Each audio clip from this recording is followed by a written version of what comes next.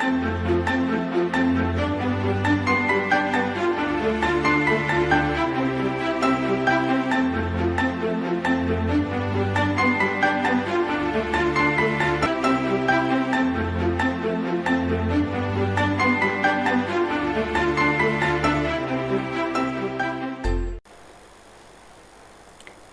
शांति।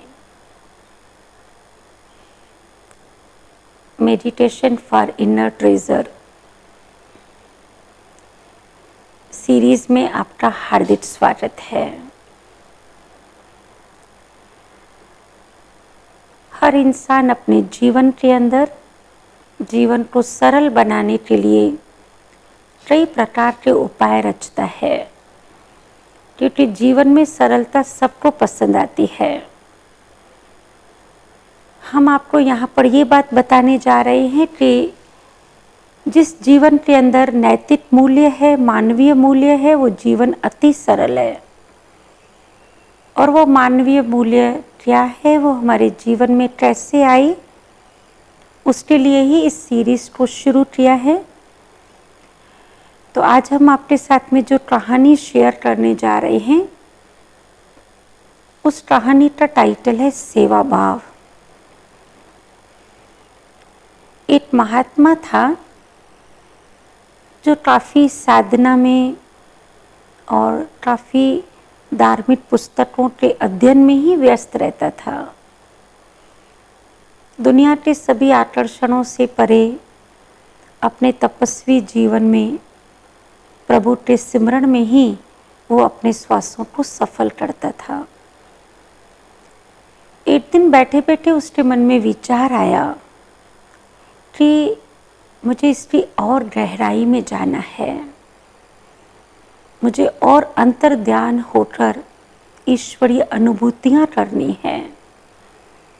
ये विचार मन में आते ही उसने अपने कदम एक शहर से दूर वन की ओर बढ़ा दिए। जैसे वो जा रहा था तो रास्ते में एक व्यक्ति ने उसे रोक लिया। उस व्यक्ति को भी उस महात्मा से पता नहीं, उसके कुछ वाइब्रेशन से, उसके कुछ ओरा से उन्हें कुछ ऐसा फील हुआ, क्योंकि वो व्यक्ति बहुत ही परेशानियों में था। लगा शायद ये महात्मा जी मुझे कुछ जीवन में समाधान देंगे। तो वो जो अत्यंत गरीब व्यक्ति महात्मा को रोका और कहा, महात्मा जी, मैं जीवन में बहुत ही दुखी हूँ। सारा दिन मेहनत मजदूरी करता हूँ, उसके बाद भी पता नहीं भाग्य में क्या है जो पूरा 2 वेला 2 टाइम भी मुझे पूरी रोटी खुद के खाने के लिए और परिवार के लिए भी नहीं मिलते। मैं समझ नहीं पाता हूँ कि इतनी मेहनत मजदूरी करने के बाद भी मुझे पेट भर के रोटी क्यों नहीं भाग्य से मिलती है। तो वो महात्मा जी उसकी दर्द बड़ी कहानी बहुत ही शांत चित्तों से सुन रहा था। महात्मा जी, आप परमात्मा के बहुत समीप हो, करीब हो आप परमात्मा के। परमात्मा आपके मन की हर बात सुनते हैं, मैं ऐसा समझता हूँ। तो आप मेरी तरफ से एक अर्जी परमात्मा को डालो कि जो मेरे भाग्य की दौलत है, जो परमात्मा को मुझे पूरी जीवन देनी है, वो मुझे वो इकट्ठी दे दे, तो कम से कम मैं कोई टाइम तो पेट भर के खाना खा लूँ। महात्मा जी ने उसे काफ़ी समझाने की कोशिश की कि ऐसे नहीं होता है, जो भाग्य में जिस समय मिलना होता है वो उसी समय ही होता है। ऐसे नहीं कि आपको जो पूरा जीवन मिलना हो वो आपको इकट्ठा मिल जाए। परंतु वो व्यक्ति जो बहुत ही गरीब था, बहुत ही पीड़ित था, वो अपने परेशानियों के कारण उसी बात पे अटल रहा और बार बार महात्मा जी को यही अर्जी डालने लगा कि आप भगवान की तरफ से, मेरी तरफ से आप भगवान को ये बात ज़रूर कहो। महात्मा जी ने मुस्कुराकर शांति से आश्वासन देते हुए वो आगे निकल रहे। महात्मा जी तो लक्ष्य से ही गए थे कि मुझे ध्यान मग्न होना है, मुझे गहरी तपस्या करनी है, मुझे ईश्वरीय अनुभूतियाँ करनी हैं। वो उस ध्यान में बैठ गए और उन्हें उस गरीब व्यक्ति की भी बात याद थी। उन्होंने ईश्वर के आगे उसकी भी अर्जी डाल दिया और कुछ समय के बाद सचमुच ही उस व्यक्ति के बारे में जितनी दौलत थी वो उसे सारी प्राप्त हो गई। वह व्यक्ति भी महात्मा जी का और ईश्वर का शुक्रिया मानने लगा। और जैसे जिस दिन उसे वो दौलत मिली भाग्य से, तो उसके घर में खाना अच्छी तरह से बना। जो कभी एक दिन बनता था, एक दिन नहीं बनता था, उस दिन खाना बहुत अच्छी तरह बनाया। उसके मन में विचार आया कि भगवान ने मुझे ये भाग्य से दिया है और आज मैं पेट भर के खाना खाऊंगा। फिर उसके मन में विचार आया कि मेरे जैसे इस दुनिया के अंदर और भी बहुत सारे लोग हैं जो शायद ही भूखे होते हैं, उन्हें तो शायद एक टाइम का भी खाना नहीं मिलता होगा। तो क्यों ना मैंने जो आज खाना बनाया है और थोड़ा ज़्यादा बना के मैं खुद भी खाऊं, उन गरीबों को भी मैं खिलाऊं जो भूखे बैठे हुए हैं।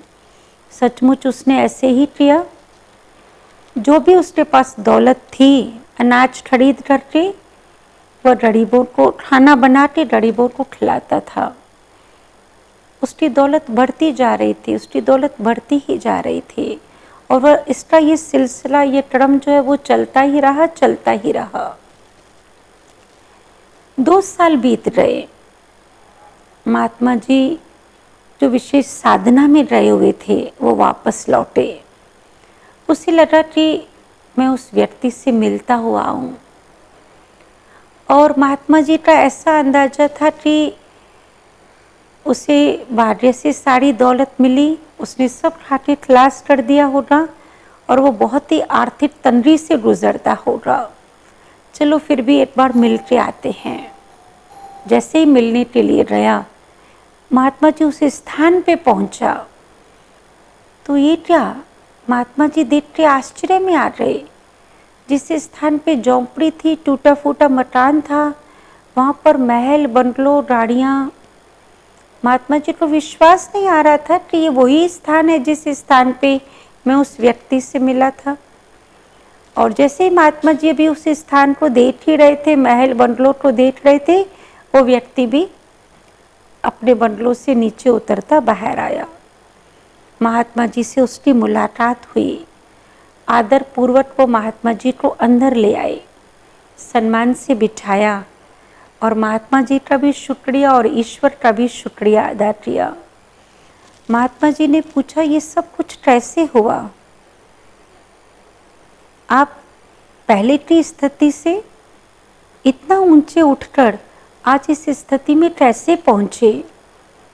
उस व्यक्ति ने कहा, बस आपके द्वारा जो ईश्वर की मेरे ऊपर दया हुई, उस दौलत को, उस संपत्ति को मैंने सिर्फ खुद के लिए नहीं यूज़ किया, मैंने अपने जैसे और गरीबों को खाना बना के खिलाया, अन्न बांटा, वस्त्र बांटे, धन बांटा। क्यों? क्योंकि मैंने कभी जीवन में गरीब होने कारण कोई सेवा का कार्य किया ही नहीं था। मैंने कहा, ईश्वर ने जब मेरे ऊपर कृपा किया है तो मुझे ज़रूर ईश्वरीय सेवा में भी कुछ ना कुछ ज़रूर सफल करना है। मुझे मानव हित के कार्य में, गरीबों के लिए, ज़रूरतमंदों के लिए कुछ ना कुछ सेवा ज़रूर करनी है। तो उस दौलत के हिस्से में से मैंने ये सेवा का क्रम चालू किया। बाकी महात्मा जी, मैं नहीं जानता, मुझे नहीं पता कि ये दौलत कहाँ से आई, ये कैसे बढ़ती रही, वो तो आप जानो या ऊपर वाला जाने। महात्मा जी ने ये बात सुनने के बाद वहाँ से प्रस्थान किया। प्रस्थान करके वो जब अपने आश्रम पहुँचे और ध्यान में बैठे, ये प्रश्न लेकर कि ये उस व्यक्ति के जीवन के अंदर इतनी बड़ी उपलब्धियां, इतनी बड़ी प्राप्ति, ये कैसे? ध्यान में बैठे बैठे उसको आवाज आई, टिस्टी दबी रहेगी धूल में, टिस्टी चोर खाए, टिस्टी आग जलाए, टिस्टी पानी डुबोए, सफल होए उसकी जो धनी के अर्थ लगाए, अर्थात ईश्वरीय कार्य में, मानव सेवा के कार्य में लगाए।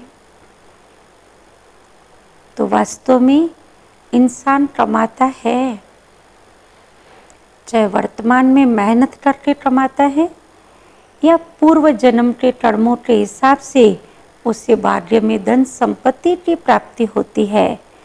अगर वह उस धन संपत्ति का कुछ हिस्सा ईश्वरीय कार्य में, गरीबों की सेवा में लगाता है तो वह दिन प्रतिदिन बढ़ता ही जाता है। सुना सभी भाई बहनों ने कहानी? ये कहानी हमें क्या संदेश देती है? हो सकता है शायद आपने ये कहानी पहले भी कभी सुनी हो।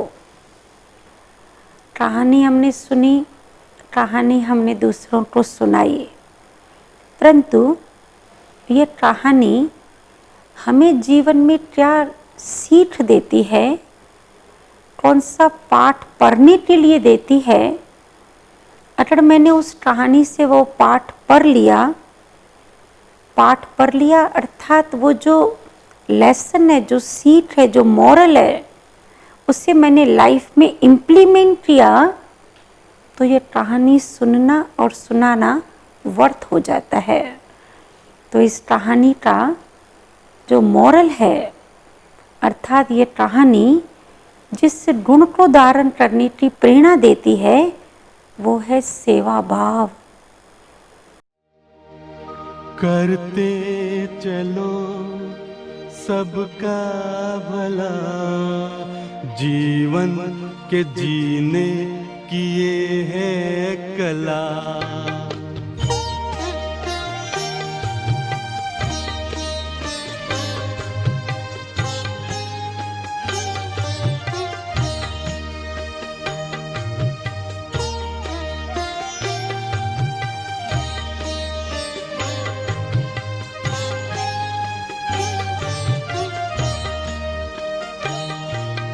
करते चलो सबका भला, जीवन के जीने की ये है कला।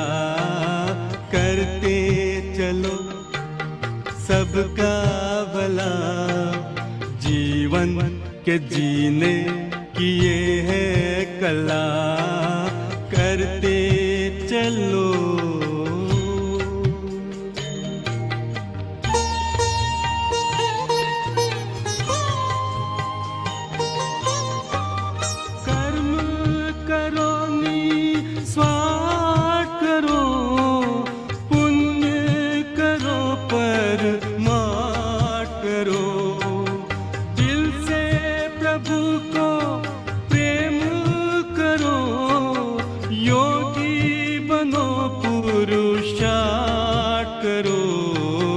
इसके बिना जीवन क्या है भला, जीवन के जीने की ये है कला। कहा जाता है कर सेवा तो खा मेवा, सेवा करने से ही मेवा मिलता है। कौन सा मेवा? आप देखो, जीवन के अंदर कोई हम बहुत बड़े काम नहीं, छोटे छोटे काम भी, जैसे किसी को प्यास लगी है, हम उसे प्यार से पानी का गिलास देते हैं। किसी भूख लगी है, हम उसे खाना खिला देते हैं। कोई हमारे अंदर गुण है, कोई विशेषता है, कोई कला है, हम सामने वाले को निस्वार्थ भाव से सिखा लेते हैं। किसी को कोई चीज चाहिए, किसी को मेरे से सहयोग चाहिए, वो हम सहयोग उसे दे देते हैं। कोई वृद्ध व्यक्ति है, इस पार से उस पार रास्ता क्रॉस करना है, हम अपना हाथ देते रास्ता क्रॉस करा लेते हैं। किसी का सामान गुम हो गया है, वो ढूंढने में बहुत परेशान लगा हुआ है, मैं उससे थोड़ी मदद करा लेती हूँ, खोया हुआ सामान मिल जाता है। किसी के पास थोड़ा हैवी लगेज है, कोई और ऑप्शन नहीं है, और हमने थोड़ा सा सामान उठाने में उससे मदद कर ली, आदि आदि ऐसे छोटे छोटे काम जो डे टू डे लाइफ में परिवार से भी रिलेटेड हैं, कुछ पड़ोस से, कुछ समाज से, या जिनके साथ हम उठते बैठते हैं। अगर सचमुच हम ये काम भी छोटे छोटे कर लेते हैं तो आप देखेंगे उस टाइम पर जो खुशी मिलती है, जो सुकून मिलता है, वो शब्दों में वर्णन नहीं किया जा सकता। हम ये कह सकते हैं वास्तव में सेवा ही जीवन का दूसरा नाम है। अगर हम कहें जीवन जीना किसको कहा जाता है, तो सेवा करना ही जीवन है। अभी हम प्रकृति की तरफ देखें। संसार में ईश्वर ने मानव और प्रकृति दोनों को एक दो के लिए बनाया है, और वास्तव में दोनों का जो मूल स्वभाव है वो है देना। प्रकृति दे रही है, जल, वायु, पेड़, पौधे, नदियाँ, ये सब किसके लिए है? मानव को ही तो सुख दे रहे हैं। तभी किसी कवि ने कहा है, नदी न पिए कभी अपना जल, वृक्ष न खाए कभी अपना फल। मानव भी आज सेवा कर रहा है, तन से, मन से, धन से, अपने व्यवहार से, अपने गुणों से, कई प्रकार से सेवाएं की जाती है।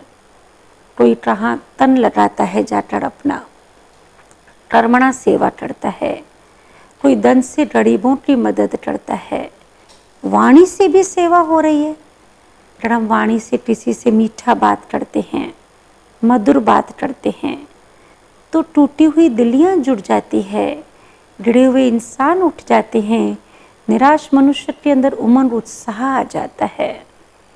मन से सेवा, आप सोचेंगे मन से सेवा माना, जब हम मन में किसी के लिए अच्छा सोचते हैं, मन से हम दुआएं देते हैं, मन में सभी के लिए भलाई रखते हैं, जिस सेवा की आज वर्तमान में बहुत बहुत ज़रूरत है। और उस समय ज़्यादा ज़रूरत है जब किसी का संबंधों में मन मुटाव हुआ हो, किसी ने कोई गलती किया हो, भले उनके संस्कार अच्छे नहीं हैं, उनकी गलतियां हैं, उनकी कमज़ोरियां हैं, उनकी गलतियों और कमज़ोरियों को फैलाना, डांटना, अगर इससे अच्छा हम उन्हें दुआ दें, हम उन्हें मदद करें, हम उनके लिए मन में अच्छा सोचें कि भगवान इनको सद्बुद्धि दे, जिस सद्बुद्धि से ये अच्छे कार्य करते रहें, उनकी गलतियों को ना देखकर दिल से क्षमा करके उन्हें प्यार देकर फिर से आगे जीने के लिए प्रोत्साहन करें, यह भी बहुत बड़ी सेवा है। और आगे चले, घर परिवार संभालना, कार्य व्यवहार देखना, कि हम घर की हम जिम्मेवारी समझते हैं, हम उसे जिम्मेवारी ना समझकर ये मुझे एक सेवा करने का मौका मिला है, सेवा करने का भाग्य मिला हुआ है मुझे, कार्य व्यवहार को भी बोझ ना समझें, क्योंकि जब हम बोझ समझ के करते हैं तो जीवन में नीरसता आ जाती है, बोझ समझने से स्ट्रेस हो जाता है, और सब कुछ होते भी जीवन में खालीपन महसूस होता है। तो हम हर कार्य सेवा समझ के करें, हल्के होके करें, तो सचमुच ही जीवन बहुत सुंदर हो जाएगा। और इस सेवा भाव को अपने अंदर जागृत करने के लिए आइए कुछ पल हम मेडिटेशन करते हैं।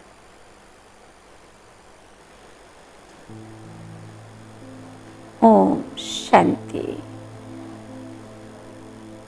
अपने शरीर को स्थिर करें, मन को बाहरी बातों से अलग कर अपने ऊपर फोकस करें, अपने मन को चिंतन दें। मेरे जीवन का उद्देश्य क्या है, मुझे जीवन में क्या चाहिए, मुझे किसी की भी सेवा करते हुए इतना अच्छा क्यों लगता है। सेवा करने से सुकून फील होता है, खुशी मिलती है। मैं अपनी नज़र प्रकृति की ओर ले जाता हूँ।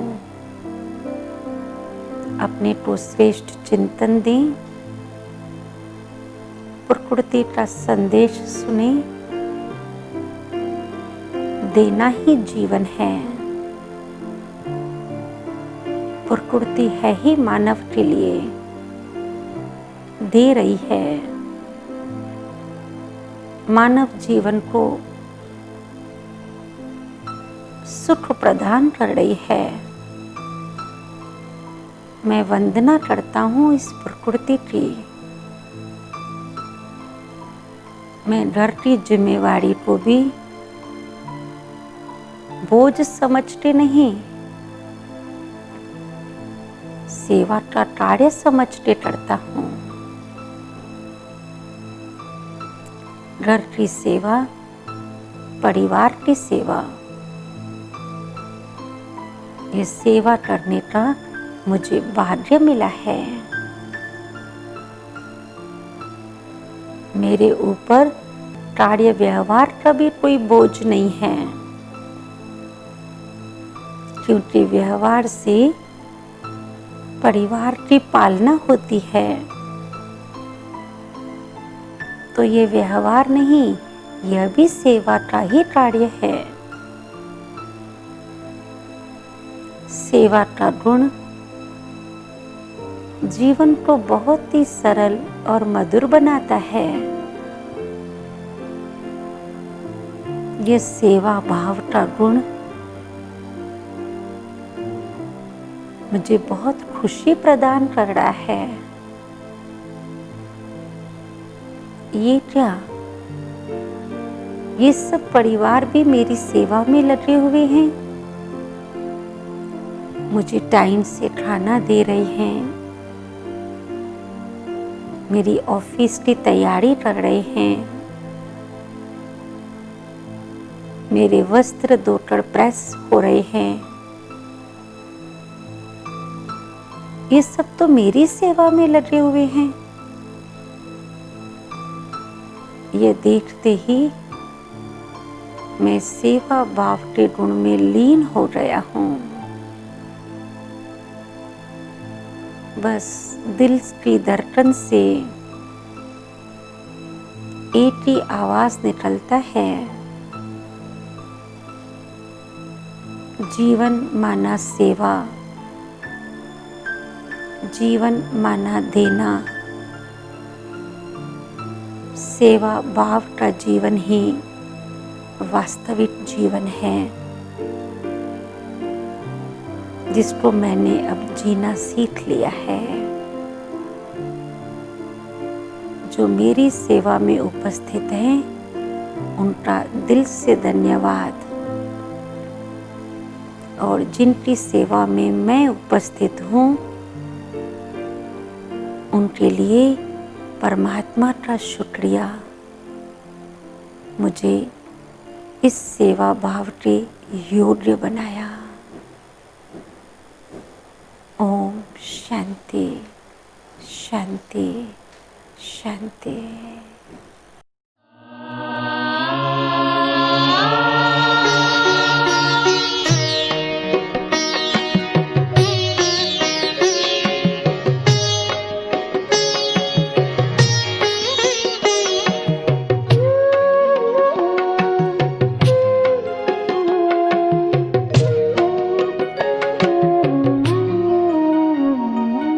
सद्गुण अवगुण के कारण कोई हीरा है, कोई पत्थर है। सद्गुण अवगुण के कारण कोई हीरा है, कोई पत्थर है। धरती पर स्वर्ग बसा लेना, ओ मानव तुझ पर निर्भर है। सद्गुण अवगुण के कारण कोई हीरा है, कोई पत्थर है। सद्गुण अवगुण के कारण कोई हीरा है, कोई पत्थर है।